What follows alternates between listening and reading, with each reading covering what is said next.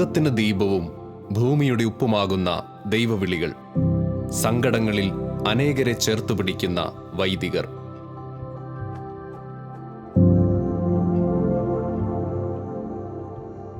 ഇത് ആലപ്പുഴ രൂപതയുടെ സാമൂഹിക സേവന ശുശ്രൂഷകൾക്ക് നേതൃത്വം നൽകുന്ന ഫാദർ സാംസൺ ആഞ്ഞിലിപ്പറമ്പിൽ. സുനാമിയും ഓഖിയും പ്രളയവും കടൽക്ഷോഭവും വഴി ദുരിതത്തിലൂടെ കടന്നുപോയ ഈ പ്രദേശത്തെ ജനതയെ വിവിധ പദ്ധതികളിലൂടെയും പ്രവർത്തനങ്ങളിലൂടെയും സമാശ്വസിപ്പിക്കുകയും ഇവരെ ചേർത്ത് പിടിക്കുകയും ചെയ്ത ഈ വൈദികൻ തൻ്റെ ദൈവവിളിയുടെ മഹത്വവും വിവിധ പ്രവർത്തനങ്ങളും നമ്മോട് പങ്കുവയ്ക്കുന്നു. അച്ഛാ, തണൽ മരങ്ങളിലേക്ക് സ്വാഗതം. പ്രിയപ്പെട്ടവരെ, അച്ഛനെക്കുറിച്ച് പറയുകയാണെങ്കിൽ ഒരു കത്തോലിക്ക പുരോഹിതനെന്ന നിലയിൽ ഇടവകയുടെ കർത്തവ്യങ്ങളിൽ എന്നല്ല, ഇടവക ജനത്തിൻ്റെ ഹൃദയത്തിൽ സ്ഥാനം പിടിച്ചൊരച്ഛനാണ്. ഒപ്പം ആലപ്പുഴ രൂപതയുടെയും കൊച്ചി രൂപതയുടെയും കടൽ ഓരോ പ്രദേശത്തുള്ള അവരുടെ ഹൃദയത്തുടിപ്പ് അറിയുന്ന, അവരുടെ നൊമ്പരങ്ങൾ അറിഞ്ഞുകൊണ്ട് അവർക്ക് വേണ്ടി തൻ്റെ ജീവിതത്തിലെ സമയവും ആരോഗ്യവുമൊക്കെ മാറ്റിവെച്ച് അച്ഛൻ എങ്ങനെ പ്രവർത്തിച്ചുവെന്നും തൻ്റെ ജീവിതാന്തസ്സിനനുസൃതമായി തന്നെ ഉള്ള കടമകൾ നിർവഹിക്കുന്നതോടൊപ്പം സാമൂഹ്യ പ്രശ്നങ്ങളിൽ എങ്ങനെ ഒരു പുരോഹിതന് ഇടപെടാമെന്നതിന് തീർച്ചയായിട്ടും ഒരു പ്രചോദനമായിരിക്കും അച്ഛൻ്റെ ഈ അനുഭവ സാക്ഷ്യം. ഇന്ന് നമ്മുടെ അച്ഛൻ്റെ ബാല്യകാല അനുഭവങ്ങൾ പങ്കുവെച്ചുകൊണ്ട് നമുക്ക് ആരംഭിക്കാം. ശരിക്കും എൻ്റെ വീട് ആലപ്പുഴ രൂപതയിൽ വട്ടയാൽ ഇടവകയിലാണ്. അവിടെ ശരിക്കും വട്ടയാൽ ഇടവകയാണ്, വാടകയിലാണ് ഞങ്ങൾ ശരിക്കും താമസിക്കുക. ശരിക്കും തീരദേശമാണ്. വീട്ടിലെ അപ്പച്ചനുണ്ട്, അമ്മച്ചിയുണ്ട്. ഞങ്ങൾ 4 മക്കളാണ്, 3 ആണും 1 പെണ്ണും. ഞാൻ ഏറ്റവും മൂത്തതാണ്. 10ാം ക്ലാസ് പഠിച്ച് കൊണ്ടിരിക്കുന്ന സമയത്തും പെട്ടെന്നൊരു ദൈവവിളി എന്ന കാര്യത്തിൽ ഒരു വ്യക്തതയില്ലായിരുന്നു. പക്ഷേ ഞാൻ മതബോധനത്തിൽ 10ാം ക്ലാസ് വരെ ഒരു കുഴപ്പമില്ലാതെ കൃത്യമായിട്ട് പോയിക്കൊണ്ടിരുന്നു. പള്ളിയിൽ പോയിരുന്നു. ഒത്തിരി ദൂരമായിരുന്നു പള്ളി. പിന്നെ വീട്ടിൽ കുടുംബ പ്രാർത്ഥനയിൽ സജീവമായിരുന്നു. ഞാൻ അമ്മച്ചിയുടെ വീട്ടിലാണ്. ഞാനും എൻ്റെ നേരെ അനിയനും അമ്മയുടെ വീട്ടിലായിരുന്നു. പിന്നെ ഒരു പെങ്ങളും ഒരു അനിയനും സ്വന്തം വീട്ടിലാണ്. വലിയ ദൂരമല്ല, 2 ഒരേ ഇടവകയാണ്. ഞങ്ങൾ ചെറുപ്പം മുതലെന്ന് വെച്ചാൽ വീട്ടിലെ അമ്മച്ചിയുടെ അനിയത്തിയും അമ്മച്ചിയുടെ ചേച്ചി കല്യാണം കഴിക്കാതെ നിൽപ്പുണ്ട്. ഒരു അക്കയെന്നാണ് വിളിക്കുന്നത്. എനിക്ക് ശരിക്കും 2 അമ്മമാരാണ് ഉള്ളത്. ഒന്ന് എന്നെ പ്രസവിച്ച അമ്മ, മറ്റൊന്ന് പോറ്റിയ അമ്മ. അപ്പോൾ ആവശ്യത്തിന് സ്നേഹം കിട്ടിയിട്ടുണ്ട്. അപ്പോൾ അവിടെ ശരിക്കും എല്ലാ പ്രാർത്ഥനകളും വീട്ടിലുണ്ടാകും. ഏതെല്ലാം വണക്കമാസമാണെങ്കിലും നോമ്പിൻ്റെ കാര്യത്തിലാണെങ്കിൽ എല്ലാ കാര്യങ്ങളും ഇവിടെ ഉണ്ടാകും. ഞങ്ങൾ ചെറുപ്പം മുതൽ തന്നെ ഒരുമിച്ച് കുടുംബ പ്രാർത്ഥനയിൽ സജീവമായിരുന്നു. ഞാൻ ശരിക്കും സെമിനാരിലേക്ക് വരുന്നത് വരെ കുടുംബ പ്രാർത്ഥന ഞാനായി, പിന്നെ അനുജനായി. അപ്പോൾ അവിടെ നിന്നുള്ളൊരു പ്രചോദനം തീർച്ചയായിട്ടും ഉണ്ട്. പിന്നെ 2 ഇപ്പം മാതാപിതാക്കളും 2 അമ്മമാരും, അക്കയെന്ന് വിളിക്കുന്ന എൻ്റെ അമ്മച്ചിയുടെ ചേച്ചിയും പിന്നെ എൻ്റെ അമ്മച്ചിയും. 10ാം ക്ലാസ് കഴിഞ്ഞിട്ടാണ് ശരിക്ക് ഞാൻ 10ാം ക്ലാസ് പരീക്ഷ എഴുതിയിട്ടാണ് വീട്ടിലേക്ക് വരുമ്പോഴാണ് ഞാൻ അപ്പച്ചൻ്റെ ഇങ്ങനെ പറഞ്ഞത് എനിക്ക് സെമിനാരിൽ പോകണമെന്ന് തോന്നി. അവർ വളരെ കാര്യമായിട്ട് എടുത്തില്ല, കാരണം നേരത്തെ ഞാൻ പറഞ്ഞിട്ടില്ല. പിന്നെ ആ പരിസരത്ത് നിന്ന് അച്ഛന്മാരാരും ഇല്ല. ഞങ്ങൾക്ക് 2-3 അച്ഛന്മാർ പഴയ അച്ഛന്മാരേ ഉള്ളൂ. കാരണം ഞാൻ മൂത്ത ആളാണ്. ഒരുമാതിരി ഫസ്റ്റ് ക്ലാസ് 10ാം ക്ലാസ്സിൽ എനിക്ക് കിട്ടി. അപ്പോൾ അതൊക്കെ മുമ്പ് തന്നെ ടെസ്റ്റ് പേപ്പർ വന്നപ്പോൾ തന്നെ ഒരുമാതിരി നല്ല മാർക്കുണ്ടായിരുന്നു. എനിക്ക് ദൈവവിളിയെക്കുറിച്ച് എനിക്ക് ചിന്തിക്കുമ്പോൾ എനിക്ക് ഏറ്റവും കൂടുതൽ നന്ദി പറയേണ്ട ഒരു സിസ്റ്ററാണ് ആലപ്പുഴ വിസിറ്റേഷൻ കോൺഗ്രിഗേഷനിലെ ഒരു ഫിലോമാസി സിസ്റ്റർ. എൻ്റെ 10ാം ക്ലാസ്സിലെ അധ്യാപികയായിരുന്നു. ഞങ്ങൾ ഈ ഇംഗ്ലീഷിനൊക്കെ ഇത്തിരി വീക്കായിരുന്നപ്പോഴേക്കും ഞങ്ങൾ 3 പേരെ തിരഞ്ഞെടുത്തിട്ടുണ്ട്. സിസ്റ്റർ വൈകുന്നേരം ക്ലാസ് കഴിഞ്ഞിട്ട് നേരെ കോൺവെൻറ്റിൽ കൊണ്ടിരുത്തും. സിസ്റ്റർ ഞങ്ങളെ കൊണ്ട് പഠിപ്പിച്ചിട്ട് സിസ്റ്റർ ഒന്ന് ഫ്രഷായിട്ട് വരും. അവിടെ നല്ല ചായയും കാര്യമൊക്കെ തരും, ഞങ്ങളെ പഠിപ്പിക്കും. ഞങ്ങൾ 3 പേരും ജയിച്ചു. പിന്നെ എനിക്ക് ഫസ്റ്റ് ക്ലാസ് ഉണ്ടായിരുന്നു, എൻ്റെ കൂടെ ഉണ്ടായിരുന്ന 2 പേർക്ക് സെക്കൻഡ് ക്ലാസ് ഉണ്ടായിരുന്നു. ശരിക്കും അതുകൊണ്ട് ശരിക്കും ദൈവവിളിയെക്കുറിച്ച് ഓർക്കുമ്പോഴേക്കും ആദ്യം നന്ദി പറയേണ്ടത് ശരിക്കും ഈ സിസ്റ്ററിനാണ്. സിസ്റ്ററിൻ്റെ ആ ഒരു കരുതലും സ്നേഹവും, അതുകൊണ്ട് തന്നെ അങ്ങനെ ഒരു അറ്റാച്ച്മെൻ്റ് ഉണ്ട്. ഇപ്പോഴും എനിക്ക് ഭയങ്കര സ്നേഹമുണ്ട്. കാരണം സിസ്റ്റർ പറയുന്ന സിസ്റ്ററിൻ്റെ ആദ്യത്തെ മകനാണ് ഞാനെന്നാണ്. അത് തീർച്ചയായിട്ടും അങ്ങനെ തന്നെയാണ്. പിന്നെ ശരിക്കും പള്ളിയിൽ വന്ന് വികാരിച്ചനെ കണ്ടു, മാതാപിതാക്കൾ 2 പ്രാവശ്യം വന്ന് കണ്ടു. പിന്നെ എനിക്ക് ശരിക്കും ആദ്യം ഈ IMS-ലേക്കായിരുന്നു താല്പര്യം. കാരണം അവിടെ പോകുമായിരുന്നു. IMS അടുത്തായതുകൊണ്ട് വീട്ടിൽ നിന്ന് എല്ലാവരും ധ്യാനത്തിലേക്ക് പോകും. ഒരു മിഷനറി ആവണമെന്നുള്ളൊരു ആഗ്രഹം ഭയങ്കരമായിട്ട്, എവിടെ ശരിക്കും തമ്പുരാന് വേണ്ടി ചെയ്യണമെന്നുള്ള ആഗ്രഹം.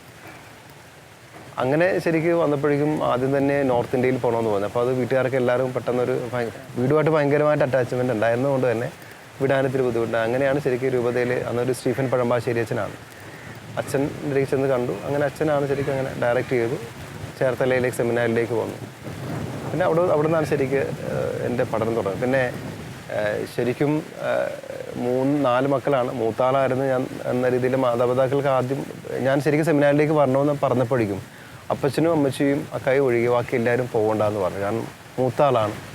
അതുകൊണ്ട് അത് ഉത്തരവാദിത്വം നോക്കേണ്ടതാണ്. ഇപ്പോൾ പഠിച്ചിട്ടുണ്ട്, അടുത്ത് തന്നെ കോളേജുണ്ട്, അഡ്മിഷൻ കിട്ടും. ശരിക്കും സെക്കൻഡ് ഗ്രൂപ്പ് എടുക്കാം. ബയോളജി, കെമിസ്ട്രി, ഫിസിക്സ്, കണക്ക് ഇതിനൊക്കെ ആയിരിക്കും നല്ല മാർക്കുണ്ടായിരുന്നു.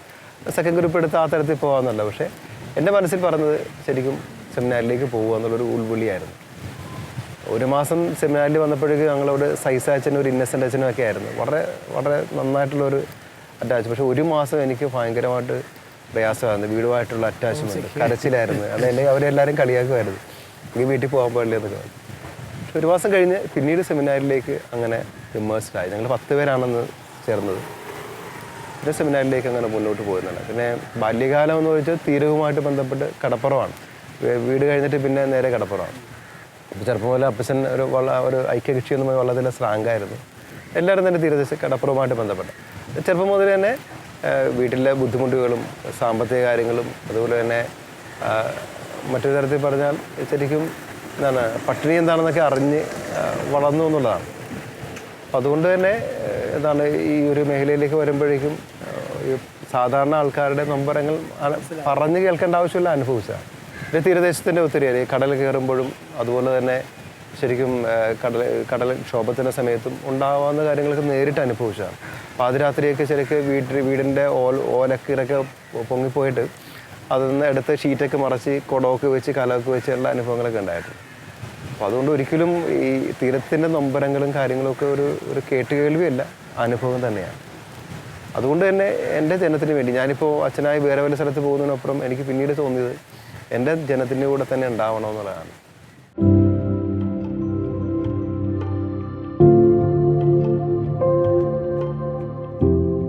കടലിൻ്റെ മക്കളുടെ നൊമ്പരമറിഞ്ഞ് അവരെ ചേർത്തു പിടിക്കുന്ന ദൈവവിളിയുടെ മഹത്വം, കരയുന്നവരുടെ കണ്ണീരൊപ്പുന്ന തിരുസഭയുടെ പ്രേക്ഷിത മുഖം, ക്രൂശിതന്റെ സ്നേഹം പങ്കുവയ്ക്കുന്ന സുവിശേഷ ചൈതന്യം, മഹത്വമേറിയ തൻ്റെ ദൈവവിളിയുടെ ദർശനങ്ങൾ സാംസണച്ചൻ പങ്കുവയ്ക്കുന്നു.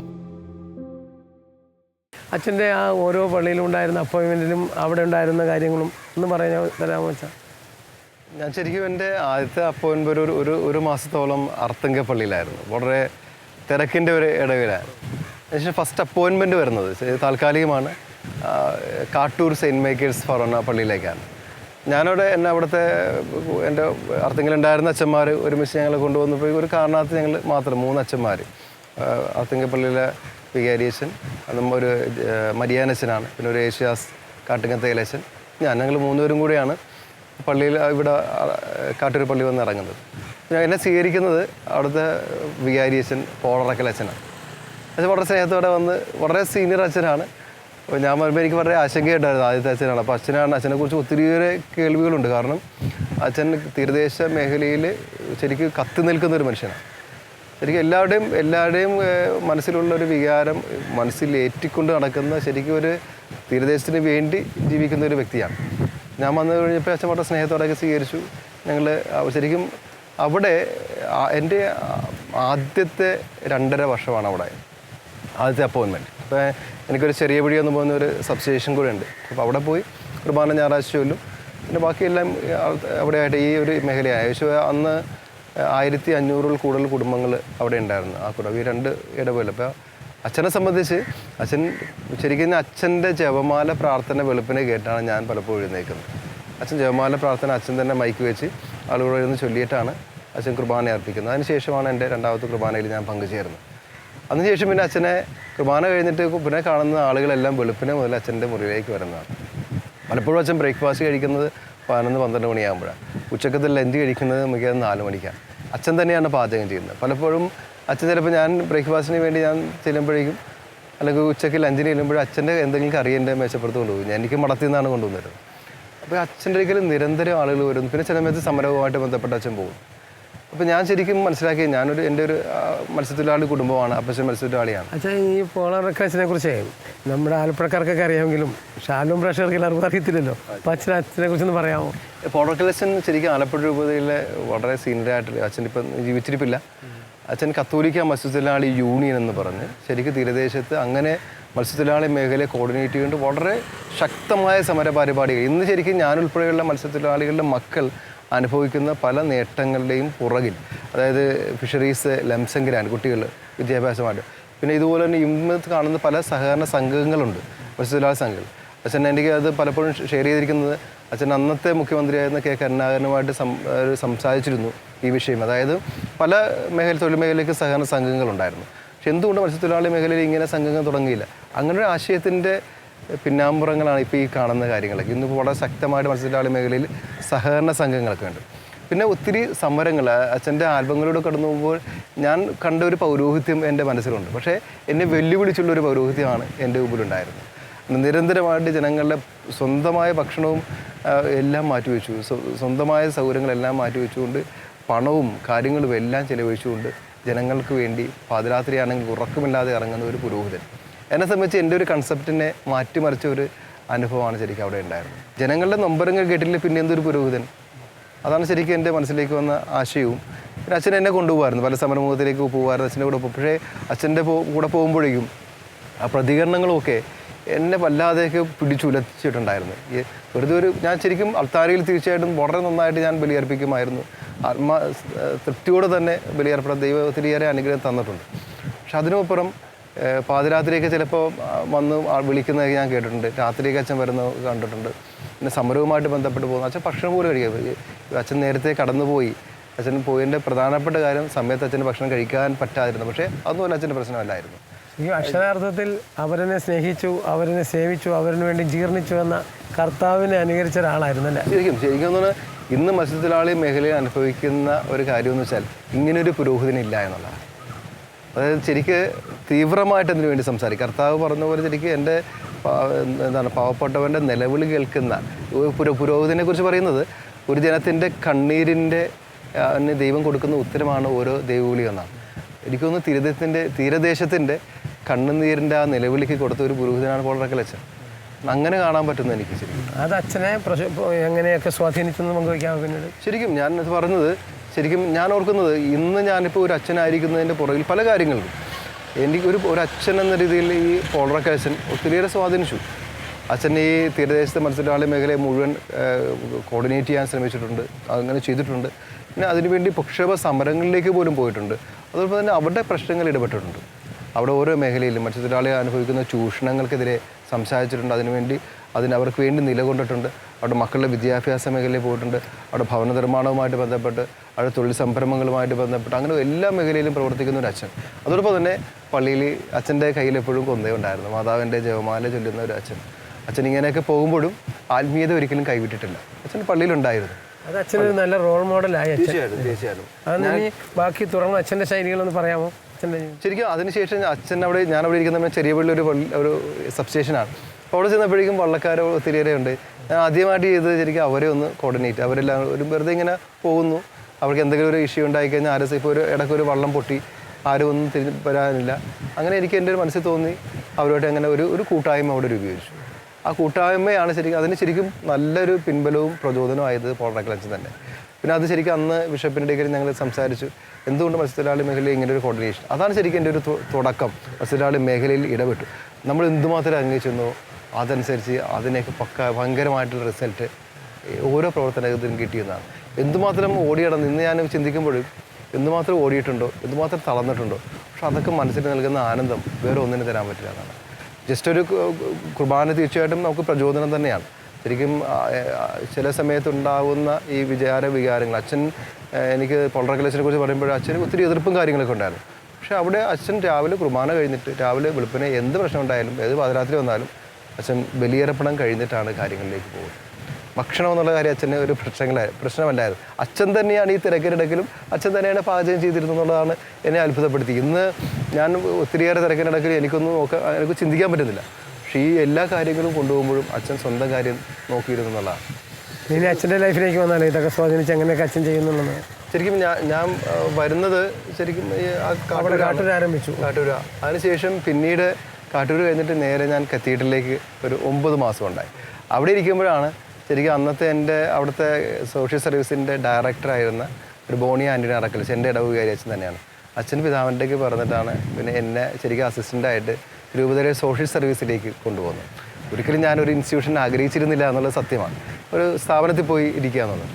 പക്ഷേ ദൈവം എന്നെ ഞാൻ ആഗ്രഹിക്കാത്ത തരത്തിലേക്ക് വഴി നടത്തി. അവിടെ ഞാൻ 2.5 വർഷം ഉണ്ടായിരുന്നു. അന്ന് ശരിക്കും ആലപ്പുഴ രൂപതയുടെ മുഴുവൻ ഇടവകളിലൂടെ കടന്നു പോകാനും ഏകദേശം 2000-ഓളം ഗ്രൂപ്പുകളുണ്ടായിരുന്നു. ഞാൻ അസിസ്റ്റൻറ്റ് ഡയറക്ടറാണ്, സിജു ജോബച്ചനാണ് ഡയറക്ടർ. പക്ഷെ അന്ന് മൊത്തം ഈ ആലപ്പുഴ രൂപതയുടെ തീരദേശ മേഖലയെ മുഴുവനായിട്ട് ഒന്ന് അറിയാൻ പറ്റിയിരുന്നു. ആ സമയത്താണ് ശരിക്കും സുനാമി പ്രശ്നങ്ങളൊക്കെ ഉണ്ടാകുന്നത്. കാട്ടൂർ വരുന്ന സമയത്താണ് സുനാമി സമരങ്ങളുണ്ടായിരുന്നു. അന്ന് എല്ലാവരുമായിട്ടൊന്ന് ബന്ധപ്പെട്ട് ആ ഒരു സമരം മുഖത്തേക്ക് പോയി. അത് ശരിക്കും തന്ന ആത്മവിശ്വാസം വളരെ വലുതാണ്. അവിടെ നിന്നാണ് ശരിക്കും സൊസൈറ്റിയിൽ നിന്ന് നേരെ 2.5 വർഷം പൂർത്തിയാക്കിയിട്ട് പിന്നെ വരുന്ന അർത്തുങ്കൽ ഇടവകയിലേക്കാണ് വരുന്നത്.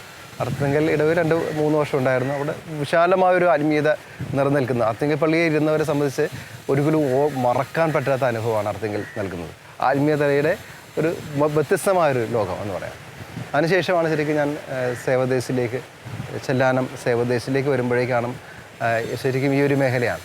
ഇവിടെ ഈ ഫിഷിംഗ് ഹാർബറുമായിട്ട് ബന്ധപ്പെട്ടുള്ള കാര്യങ്ങൾ തീരദേശവുമായിട്ട് ബന്ധപ്പെട്ട് ശരിക്കും കുറച്ചുകൂടി ആക്റ്റീവായിട്ട് വരുന്നത് ഇവിടെയാണ്. കടലിനെ ഉപജീവന മാർഗമാക്കിയ അനേകം കുടുംബങ്ങൾ തിങ്ങിപ്പാർക്കുന്ന ഈ രൂപതയിൽ വിവിധ രീതിയിൽ ഇവർക്കിടയിൽ രൂപതയുടെ സാമൂഹിക സേവന വിഭാഗം പ്രവർത്തിക്കുന്നു. സാമൂഹികപരമായി അനേകം പ്രവർത്തനങ്ങളിലൂടെ, പ്രത്യേകിച്ച് കുടുംബങ്ങളെ സഹായിക്കുന്ന പ്രവർത്തനങ്ങളിലൂടെ രൂപത ഇവർക്കിടയിൽ ഈ കാലഘട്ടത്തിൽ പ്രവർത്തിക്കുന്നു. വിവിധ തരത്തിൽ പ്രശ്നങ്ങൾ നേരിടുന്ന മത്സ്യത്തൊഴിലാളികളെ സംഘടിപ്പിച്ച് അവരെ ചേർത്ത് നിർത്തി അവർക്കിടയിൽ അവരിലൊരാളായി പ്രവർത്തിക്കുവാൻ സാംസനച്ചന് കഴിയുന്നു എന്നത് ഏറെ മനോഹരമാകുന്നു. നമ്മൾ പലപ്പോഴും നമ്മുടെ കുർബാന തുടങ്ങുന്നതിന് മുമ്പ് നമ്മൾ പറയാറുണ്ട് ജീവിത ബലിയുടെ ആരംഭം എന്നൊക്കെ പറഞ്ഞ്. വാസ്തവത്തിൽ അത് വാക്കുകളിൽ ഒതുങ്ങിയാണ് പലയിടത്തും. പക്ഷെ അച്ഛനോട് ഇത്ര നേരം സംസാരിച്ചപ്പോൾ എനിക്ക് മനസ്സിലായത് ജീവിത ബലി അച്ഛൻ ആരംഭിക്കുന്നു അൾത്താരയിൽ, ജനമധ്യത്തിൽ അത് അർപ്പിക്കുന്നു എന്നാണ് എനിക്ക് തോന്നുന്നത്. ഒന്ന് വിശദീകരിക്കാമോ അതിനെക്കുറിച്ച്? ശരിക്കും ഒരു പുരോഹിതൻ്റെ ജീവിതം എന്ന് വെച്ചാൽ ജനങ്ങളുടെ ആയിരിക്കണം എന്നുള്ളത് തന്നെയാണ്. ഞാൻ ശരിക്കും ആലുവ സെമിനാറിൽ പഠിക്കുന്ന സമയത്ത് അവിടെ ഈ ജയിൽ മിനിസ്ട്രിയുടെ ഒരു പ്രോഗ്രാം അറ്റൻഡ് ചെയ്യുന്നത്. അന്ന് ഞാൻ സിസ്റ്ററിൻ്റെ പേര് ഓർക്കുന്നില്ല. ഒന്ന് പറഞ്ഞത് be a love bomb, let it be exploded, not to kill any one but give life to many എന്നാണ്. അതായത് ഒരു സ്നേഹത്തിൻ്റെ ഒരു ബോംബാവുക, അത് പൊട്ടിത്തെറിക്കണം, അത് മറ്റുള്ളവരെ കൊല്ലാൻ വേണ്ടി, അവർക്ക് ജീവൻ കൊടുക്കാൻ വേണ്ടിയാണ്. അതുപോലെ തന്നെ ശരിക്കും ഇതുപോലെ തന്നെ ഒരു പ്രഭാഷണത്തിന് ഞാൻ ശ്രദ്ധിച്ച സെമിനാരി വെച്ച് തന്നെ, നിൻ്റെ അൾത്താര എന്നത് പള്ളിയുടെ ചട്ടക്കൂടിൽ മാത്രം ഒതുങ്ങാനുള്ളതല്ല, അത് ജനങ്ങളുടെ ഇടയിലേക്ക് കൊണ്ടുപോകലാണ്. ശരിക്കും നിൻ്റെ അൾത്താര ജനങ്ങളുടെ ഇടയിലായിരിക്കണം. ഇന്ന് പലരുമൊക്കെ അതിനെക്കുറിച്ചുള്ള ഒത്തിരിയേറെ ഒരു പ്രഭാഷണങ്ങളൊക്കെ ഉണ്ട്. അപ്പോൾ ശരിക്കും ഒരു കുർബാനയിൽ ഒതുങ്ങുന്നത് മാത്രമല്ല, അല്ലെങ്കിൽ ആ പള്ളിയുടെ കോമ്പൗണ്ടിൽ മാത്രം ഒതുങ്ങുന്ന ഒരു ജീവിതമായിരിക്കരുത് എന്നുള്ളത് ഞാൻ കണ്ട പല വൈദികരും അവരുടെ ജീവിതത്തിലൂടെ, വാക്കുകൾക്കും അപ്പുറം ജീവിതത്തിലൂടെ കാണിച്ചു തന്നാണ്. ഒന്നെങ്കിൽ ജനങ്ങൾ മുഴുവൻ അച്ഛൻ്റെ കൂടെ അവിടെ വരെ നിൽക്കുന്നു, അല്ലെങ്കിൽ അച്ഛൻ അതുപോലെ അവരുടെ കൂടെ ആയിരിക്കും. അപ്പോൾ ശരിക്കും രണ്ടും ഒരുമിച്ച് കൊണ്ടുപോകുക തന്നെ വേണം. അല്ലാതെ സാമൂഹികമായ കാര്യങ്ങൾ പറയിട്ട് ആത്മീയതലത്തിൽ എവിടെയൊക്കെ നമ്മൾ ആത്മീയതലത്തിൽ ഇടിവ് വന്നിട്ടുണ്ടോ അവിടെയൊക്കെ മറ്റു തലത്തിലൊക്കെ പോയിട്ടുണ്ട്. അതുകൊണ്ട് ഇത് രണ്ടും ഒരുമിച്ച് കൊണ്ടുപോയി ശരിക്കും പറഞ്ഞാൽ ഞാൻ അർപ്പിക്കുന്ന ബലിയാണ് എൻ്റെ കരുത്ത്. പിന്നെ ജനങ്ങളുടെ കൂടെ ആയിരിക്കുന്നത്. നമ്മൾ എന്തുമാത്രം ക്ഷീണിച്ചെന്ന് പറഞ്ഞാലും അവരുടെ ഒരു കാര്യത്തിൽ ഇടപെട്ട് അല്ലെങ്കിൽ അവർക്ക് മനസ്സൊരു സന്തോഷത്തോടെ നിൽക്കുന്നത് കാണുമ്പോൾ ഉണ്ടാകുന്ന നിർവൃതി, അതാണ് ഏറ്റവും വലിയ. ഏതായാലും നമ്മൾ ഇത്രയും സമയം അച്ഛൻ നമ്മൾ സംസാരിച്ചു. അച്ഛൻ്റെ പ്രവർത്തനങ്ങളുടെ ഒരു ഇൻട്രൊഡക്ഷൻ എന്ന രീതിയിൽ മനസ്സിലാക്കാൻ പറ്റില്ല. കാരണം ധാരാളം കാര്യങ്ങൾ അച്ഛന് പറയാനുണ്ടെന്നറിയാം. അച്ഛൻ്റെ അനുഭവങ്ങളുടെ ഒരു കൂമ്പാരമാണ് അച്ഛൻ. ഇത്രയും സമയം അച്ഛൻ നമ്മളോട് സംസാരിച്ചു. അതിലൂടെ ഒരുപാട് കാര്യങ്ങൾ ആൾക്കാർക്ക് മനസ്സിലായി, എനിക്കും മനസ്സിലായി. പക്ഷേ ഇനി അച്ഛൻ്റെ വ്യക്തിപരമായ അച്ഛൻ്റെ അനുഭവങ്ങളും ഈ പ്രായോഗിക ജീവിതത്തിൽ കണ്ടെത്തിയ കാര്യങ്ങളുമൊക്കെ ഇനിയൊരു എപ്പിസോഡിൽ നമുക്ക് പങ്കുവയ്ക്കാൻ അച്ഛൻ സഹകരിച്ചതിന് ഒത്തിരി നന്ദിയുണ്ട് കേട്ടോ അച്ഛാ.